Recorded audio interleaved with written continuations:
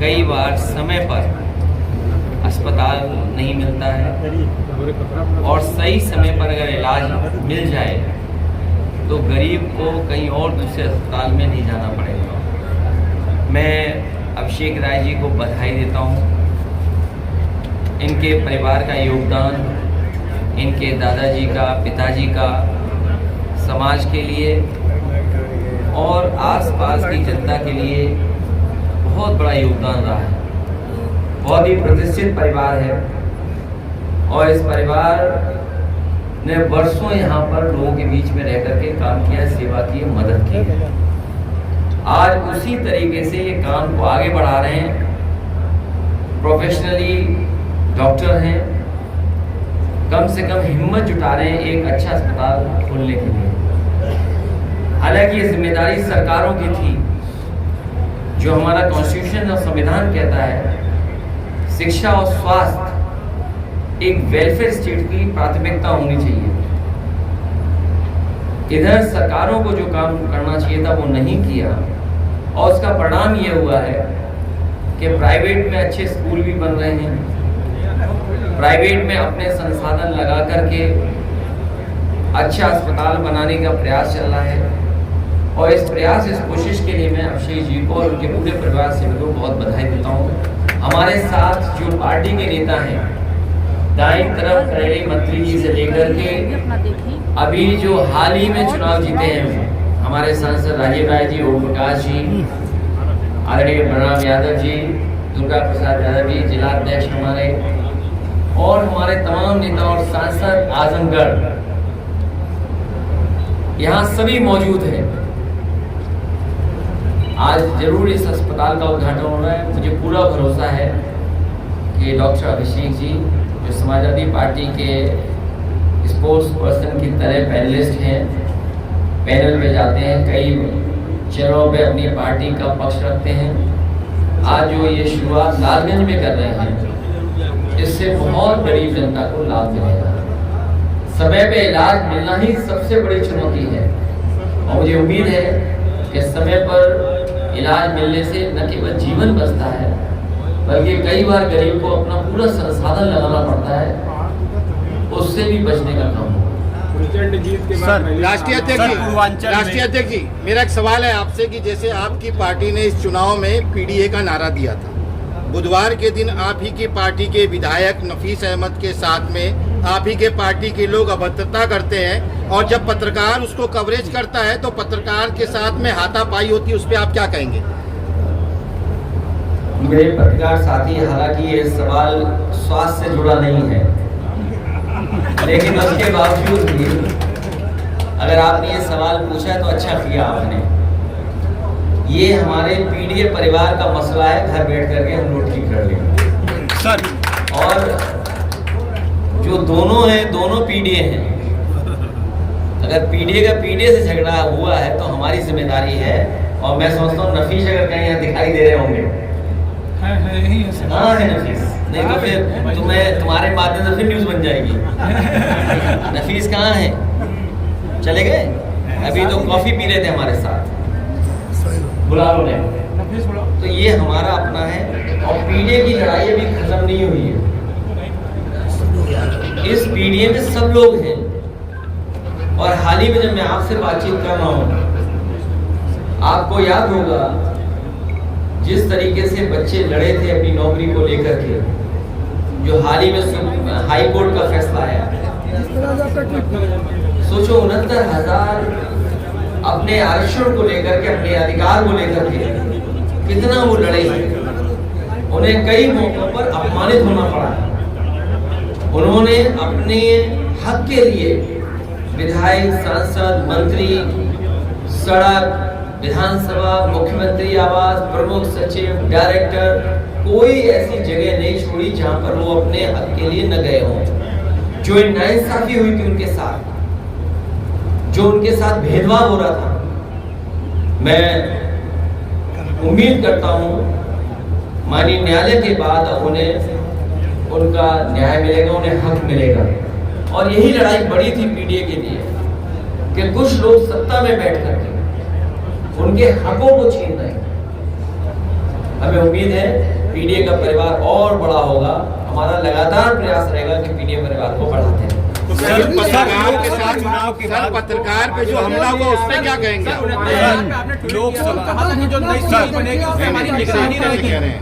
जो हमारे साथी पूछ रहे हैं, अगर एक एक करके पूछोगे तो सबका जवाब दे दूंगा मैं। लोकसभा चुनाव के बाद सर पूर्वांचल में पहली बार आपका आगमन है, पूर्वांचल ने झोली भरकर आपको सीट दी, तो पूर्वांचल की जनता के लिए क्या कहेंगे? मैं पूर्वांचल की जनता का बहुत आभार प्रकट करता हूँ, धन्यवाद देता हूँ।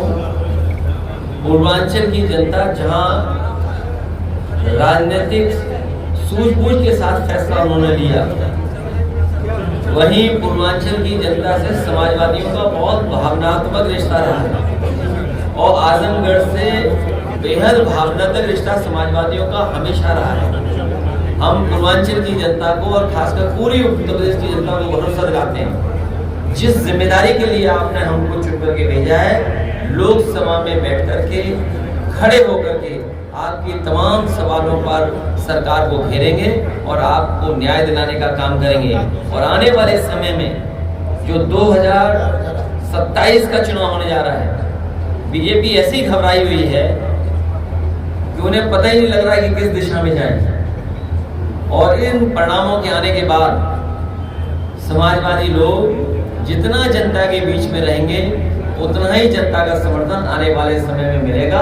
और हमें पूरा भरोसा है कि जो समाजवादियों की प्रोग्रेसिव पॉलिटिक्स रही है, जो समाजवादियों की पॉजिटिव पॉलिटिक्स है, जो समाजवादियों की खुशहाली की राजनीति है, जो समाजवादियों की भेदभाव मिटाने की राजनीति, जो समाजवादियों को जो विरासत में मिला कि खाई कैसे कम हो, अमीरी गरीबी की उस दिशा में लगातार काम करेंगे। और पूर्वांचल की जनता पहले जैसा आशीर्वाद फिर देगी समाजवादियों को। अभी जब हाल ही में जब 5वें स्थान पे बताने वाली सरकार ने कहा कि अर्थव्यवस्था 5वें स्थान पर पहुंच गई और 3रे स्थान पे ले जाने वाले हैं, इसका मतलब ये नहीं है कि हमारे किसानों की और नौजवानों की या व्यापारियों की आय बढ़ गई हो। अभी भी प्रति व्यक्ति आय नहीं बढ़ी है, वो आंकड़ों में तो दिखती है लेकिन सच्चाई में नहीं है वो। और दूसरा सुझाव हम लोगों ने दिया था यही पूर्वांचल एक्सप्रेस वे को लेकर के, अगर ये 25 किलोमीटर रोड जोड़ दें गाजीपुर के हमारे पखनपुरा गांव से और जो बक्सर से सड़क बन करके आ रही है, तो भागलपुर से लेकर के सीधा दिल्ली तक आपको एक्सप्रेस वे मिल जाएगा। और इसी एक्सप्रेस वे किनारे जब मंडियां बन जाएंगी, जो हमारे योजना थी जिसको आधा अधूरा बीजेपी ने छोड़ दिया है, हम पूर्वांचल की जनता को भरोसा दिलाते हैं कि समाजवादियों की सरकार बनाइए, इस सड़क के किनारे नौकरी, रोजगार और किसानों को सुविधा देने का काम करें। किसानों का एक सवाल है, किसानों का नहर में पानी नहीं आता समय पे। आपको तो समझ लेना चाहिए, जो लोग कह रहे हैं 1 नेशन 1 इलेक्शन, कई प्रदेशों का चुनाव नहीं करा पा रहे।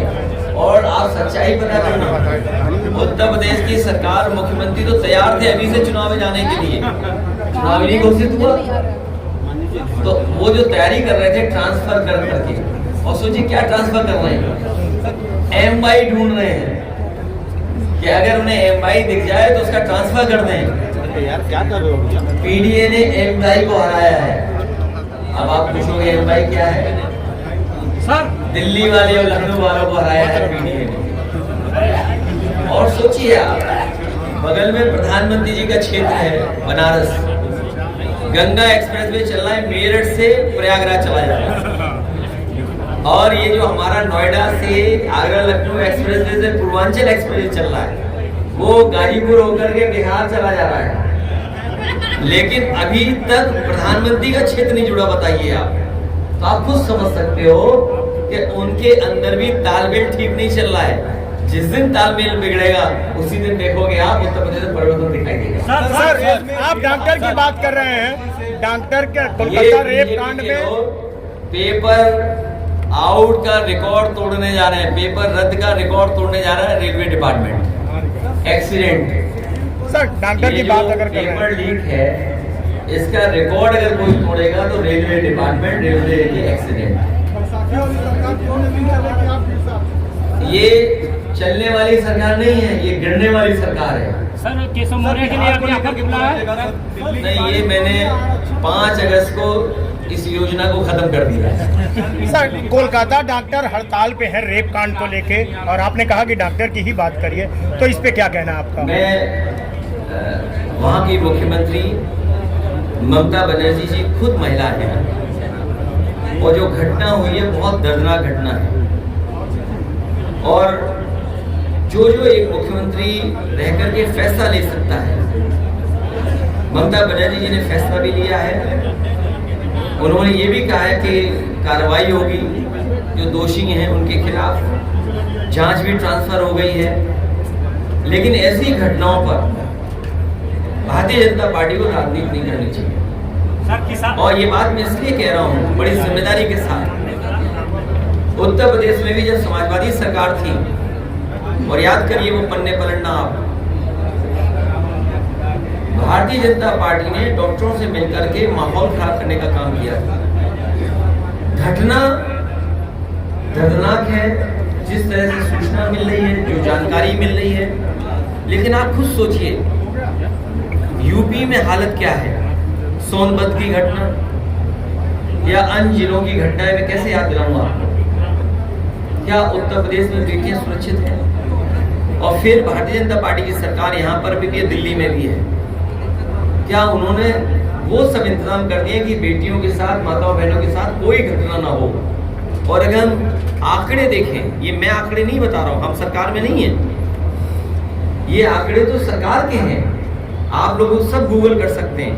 ये अलग बात है कि आप पे भी दबाव रहता है तो वो आप गूगल नहीं करके आंकड़े बताओगे, लेकिन तब भी हमारे तमाम पत्रकार साथी हैं वो ये जानते हैं कि अगर हम आंकड़े निकलवा रहे हैं देश के, तो सबसे ज्यादा असुरक्षित महिलाएं और बेटियां कहीं हैं तो वो उत्तर प्रदेश में है। तो उसका जिम्मेदार कौन है? नवयुवक बेरोजगार है। करनी चाहिए। और मैं आपको भरोसा दिलाता हूँ कि समाजवादियों ने जो प्रोग्रेसिव पॉलिटिक्स की बात की है और जो संपन्न बनाने की पॉलिटिक्स है, जो रोजगार दिलाने की पॉलिटिक्स है, नौकरी दिलाने की पॉलिटिक्स है, उस दिशा में हम लोग काम करेंगे। क्योंकि जब प्रधानमंत्री लाल किले से ये कहें, हालांकि वो आंकड़े गलत हैं उनके, लेकिन फिर भी अगर हम उनके आंकड़े वो मान लें, जो उन्होंने ये कहा कि आज़ादी के समय पर देश की आबादी 40 करोड़ थी और आज 140 करोड़ हो गई है, तो सोचिए हमारे आपके सामने चुनौतियां कितनी हैं और आगे आने वाली पीढ़ी के सामने हमें कैसा देश और कैसा समाज बनाना है, वो भी बड़ी चुनौती है। इसलिए बीजेपी ने जो बिगाड़ा है सब, उत्तर प्रदेश से लेकर के देश की अर्थव्यवस्था से लेकर के सब कुछ बिगाड़ दिया, उसको ठीक करने का मौका जनता देगी और 27 में जनता मौका देगी तो आप परिवर्तन देखने को मिलेगा। सर किसान ये कोई नई चीज नहीं है। आपने गंगा का पानी की सफाई के लिए कितना पैसा बह गया नमामि गंगा के नाम पर? वो तो एक पुल बहा है, और एक पुल नहीं बहा बिहार में, कई पुल बहे हैं। अगर देश में सबसे ज्यादा पुल बहे होंगे तो शायद बिहार में बहे होंगे, और उसका कारण कई कारण हैं। कई बार नदियां अपना रास्ता बदल देती हैं, क्योंकि ये बड़ा सवाल है। मान लीजिए पुल बनाया यहाँ, मैं एक खबर देख रहा था आपके किसी चैनल के माध्यम से चल रही थी कि जहाँ पुल है वहां पर नदी नहीं बह रही थी, नदी कहीं और बह रही थी। तो कई बार नदी किसी कारण, हमारे डेवलपमेंट के कारण या जल भराव के कारण रास्ता बदल देती है। तो जब रास्ता बदल देगी तो उसका जिम्मेदार कौन है? आप भी नदी के किनारे जो लोग रहते होंगे वो जानते होंगे, कभी नदी इधर बह रही है, कभी इधर बह रही है। लेकिन वो तो एक अलग सवाल है। उससे बड़ा सवाल ये है कि नमामि गंगा और माँ गंगा को सफाई के लिए जो हजारों करोड़ रुपए आए थे वो साफ हो गए, उसके बारे में क्या कहोगे आप? सर विधायक जी आ गए, नफीस जी आ गए, विधायक नफीस जी आ गए। मैं नफीस जी का बहुत बहुत स्वागत है, आपके बीच आए। सर महंगाई के संबंध में बताइए, महंगाई के संबंध में। महंगाई चरम सीमा पे है, यहाँ पे कोई रोजगार व्यापार नहीं है। कई बार गुस्से में हमसे भी कोई बात निकल जाती है। नफीस ने लगता है उस दिन खाना नहीं खाया, खाना नहीं खाया था, नहीं खाना नहीं खाया था, इसलिए गुस्से में कोई बात निकल गई, उसको बुरा मत मानिए। राष्ट्रीय अध्यक्ष जी, मेरा एक सवाल है। आपने कहा कि ये स्वास्थ्य से रिलेटेड मुद्दा है, लेकिन ये तो जो बात लेकिन कह रहे हैं हम लोग कभी ध्यान में रखेंगे जिससे कभी इस तरह का किसी कार्यक्रम में ना वो बात आए। सर राष्ट्रीय अध्यक्ष जी, आपने कहा कि ये स्वास्थ्य से रिलेटेड मुद्दा है, तो जैसा उत्तर प्रदेश के जो सरकारी अस्पताल है, खासकर जो लालगंज का 100 सैया बना, आपकी ही देन है कि आपकी वजह से बना, लेकिन न वहाँ पर दवाई पैरासीटामोल और सर्दी खांसी की दवाएं हैं, जांच बाहर से लिखी जाती है, दवाएं बाहर से लिखी जाती है, डॉक्टर 4 दिन आते हैं, 5 दिन लापता रहते हैं। साथी से कहूँगा, नेताजी ने और आजमगढ़ के लोगों ने समाजवादी सरकार में यहाँ बहुत बड़ा मेडिकल कॉलेज बना था। समाजवादी सरकार बनी थी, उसको फंड्स दिए गए थे, बजट दिया गया था और कोशिश की गई थी कि पूर्वांचल का और आसपास का अच्छा मेडिकल कॉलेज बनकर के तैयार हो जाए।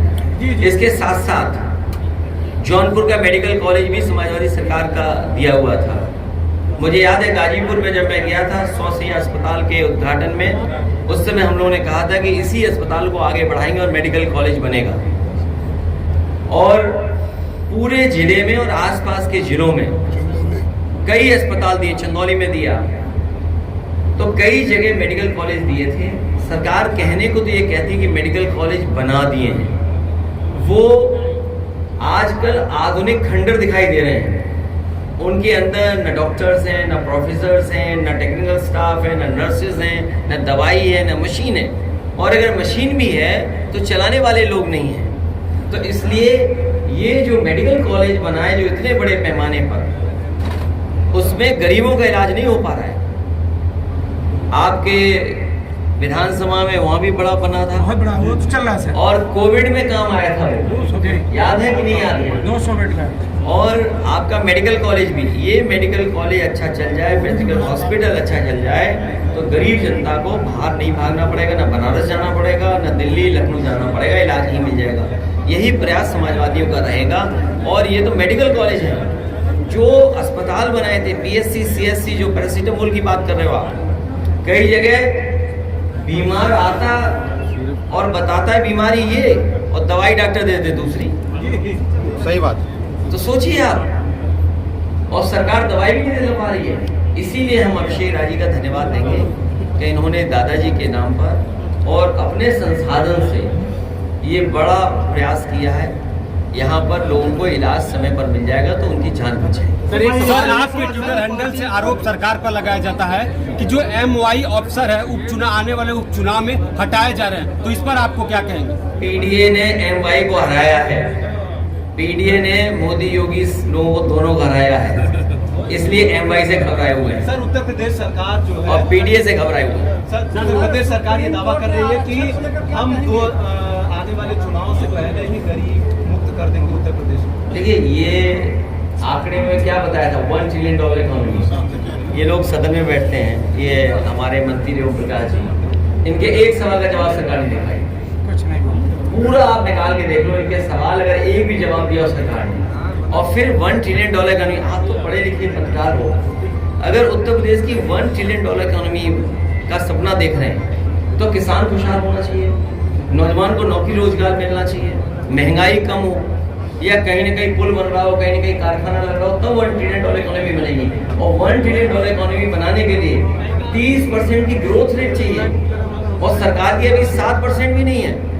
सोचिए क्या कहती थी सरकार के, इतने लाख करोड़ का निवेश लेकर के आ रहे हैं। किसी उद्योगपति ने निवेश किया हो तो बताओ, आजमगढ़ में कोई फैक्ट्री लग रही हो तो बता दो, आप मऊ में लग रही हो तो राजीव राजी बता दें। 1 डिस्ट्रिक्ट 1 प्रोडक्ट, और 1 डिस्ट्रिक्ट 1 प्रोडक्ट का बजट क्या रहा होगा? 1 लाख, 2 लाख, 5 लाख, 10 लाख। कहते हैं कि हमने आजमगढ़ की वो ब्लैक पोट्री के लिए 1 डिस्ट्रिक्ट 1 प्रोडक्ट दिया है, क्या बजट दिया होगा उन्होंने, बताइए। सबको बिजली भी नहीं मिलती। तो इसीलिए जो बुनकरों का हाल है, या जो हमारे पोट्री वाले लोग हैं, आर्टिसंस हैं, जो उनको मदद मिलनी चाहिए वो नहीं मिल पा रही।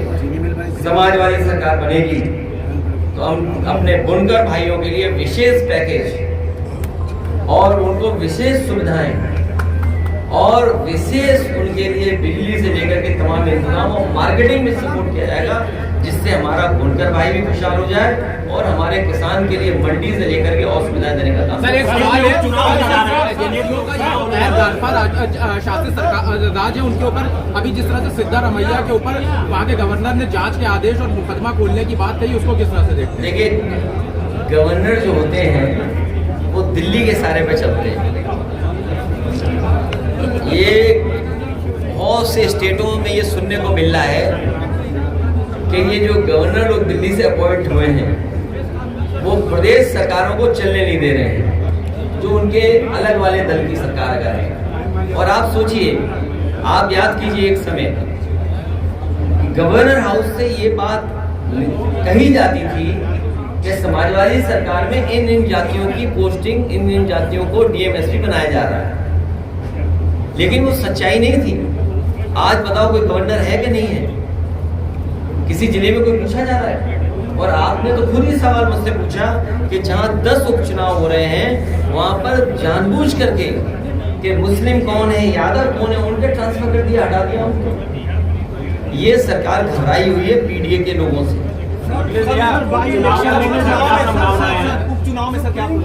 उपचुनाव इंडिया गठबंधन और पीडीए जीतेगा, उसी की घबराहट आपको दिखाई दे रही है सत्ता में। आजमगढ़ में 2 सांसद सभा के हुए, आजमगढ़ के लिए कुछ सोचा है? मैं आजमगढ़ के लोगों को बधाई देता हूं, और आजमगढ़ को कभी हम लोगों ने विकास में पीछे नहीं रखा है। आने वाले समय में जब सरकार बनेगी तो आप आजमगढ़ को देखेंगे जिस तरीके से लखनऊ में या प्रदेश में और जगह विकास होता है, उससे भी आगे बढ़कर के आजमगढ़ और आसपास विकास कराने का काम करेंगे। जिसमें बिजली की सुविधा हो, अस्पताल की सुविधा हो, शिक्षा की सुविधा हो और सड़कों की भी सुविधा देंगे। और अपने किसान भाई और बुनकर भाइयों को मैं कहना चाहता हूँ, उनके लिए विशेष योजना ला करके उनको आर्थिक रूप से कैसे मजबूत किया जाए उस दिशा में काम किया। नहीं करने आए हैं जी, लेकिन जंगली अस्पतालों में आज स्ट्राइक चल रही है की घटना को लेके, उस पर आपका क्या स्टैंड है? मैंने बोल दिया, हमारे पत्रकार साथियों ने पूछा था। ममता बनर्जी खुद महिला है और एक महिला का दुख दर्द वो समझती है। उन्होंने कार्रवाई की है और जो उनकी डिमांड थी सीबीआई या अन्य संस्था से जांच कराने का, वो भी फैसला सरकार ने लिया है। लेकिन इसके साथ साथ भारतीय जनता पार्टी के लोगों को राजनीति नहीं करनी चाहिए। और अगर बंगाल के बारे में इतनी चिंता है, स्वाभाविक है जो घटना हुई है उस हिसाब से जो लोग डॉक्टर्स हैं सब लोग स्ट्राइक पे गए हैं, लेकिन बीजेपी को घटनाओं से राजनीतिक लाभ नहीं लेना चाहिए। किसी भी घटना से राजनीतिक लाभ नहीं लेना चाहिए बीजेपी को। आप बताइए सोनभद्र में जो बेटी के साथ हुआ उसमें क्या बीजेपी कर रही है? या लखनऊ में एक दलित मां ने आत्मदाह कर लिया था मुख्यमंत्री ऑफिस में, मुख्यमंत्री कार्यालय में। सोचिए आप, कभी आप कल्पना कर सकते हैं? और फिर झूठा फंसाना।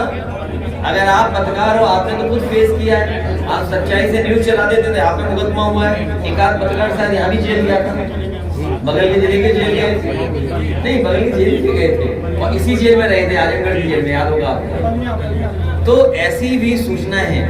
सर समय पे किसानों को पानी नहीं मिला, खाद नहीं मिली, क्या कहेंगे? समाजवादी सरकार बनाए किसान भाई। सर लास्ट सवाल है कि यूपी में जो है आपके गले का गुलाबी गमछा जो ट्रेंड कर रहा है, कुछ पदाधिकारियों ने पूछा इस गमछे का क्या रहस्य है? देखिए, 2 रहस्य बता दूं फिर अपनी बात खत्म कर देंगे। चुनाव में मुझसे एक ने पूछा कि आप गमछा क्यों पहने हुए हैं, और दूसरा उन्होंने कहा इतनी गर्मी है उसमें सदरी क्यों पहने हुए। तो मैंने उन साथी से कहा कि कभी कूलर देखा है आपने? कूलर को देखते होंगे आप, एक जाली लगी रहती है, उसमें पानी डाला जाता है और उसके बाद पंखा चलता है तो ठंडी ठंडी हवा आती है। तो मैंने कहा चुनाव में जैसे ही मैं घर से निकलता हूँ हमारे पूरे कपड़े भीग जाते हैं, फिर पूरे चुनाव में जो हवा चलती है उसे ठंडी ठंडी हवा खाता जाता हूँ। और गमछे का राज ये है कि इसमें आशीर्वाद भी छिपा हुआ है। जी सर, और बहुत से साधु संतों, क्योंकि लाल रंग ही बहुत करीब है, इसलिए आशीर्वाद है। और फिर ये कहीं ना कहीं जुड़ाव पैदा करता है हमारे सीधे सीधे हमारे गांव गरीब लोगों से। और दूसरा, इतनी गर्मी में चुनाव था, इतना धूल धक्कड़ चुनाव में था, तो जहाँ आशीर्वाद था वहाँ धूल धक्कड़ से और पसीने से बचने के लिए गमछा काम आ रहा था। मतलब एक तो सवाल, अब ये ड्रेस का हिस्सा हो गया है।